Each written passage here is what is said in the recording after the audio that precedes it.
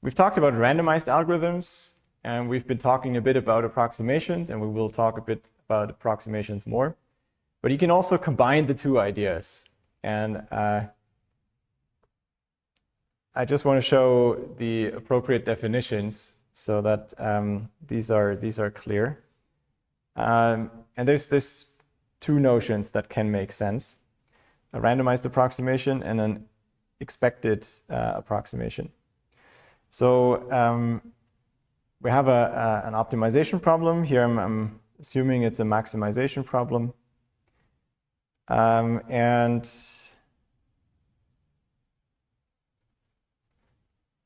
we have some approximation ratio, delta, that we try to achieve. And then we call a randomized algorithm a randomized delta approximation for the problem if it always outputs a feasible solution. So that has to be with probability 1. And with at least probability 1/2, the solution that it does output has approximation ratio at most delta. So it can output worse solutions occasionally. It can never output infeasible solutions that are not even a valid solution.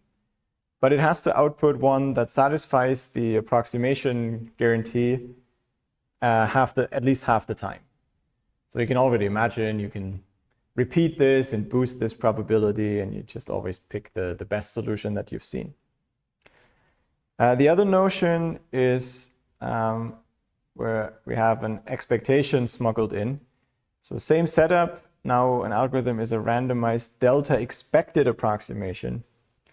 If again, it always outputs a feasible solution, and the expected value of the approximation ratio is delta. Of course, you can define the same thing for minimization problems. It's just that you have to flip these inequalities. I didn't want to have too many case distinctions. I think you can deal with that.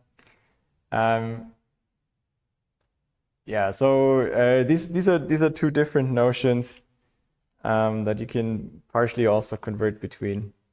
But just so that if you see these terms, you know what's meant.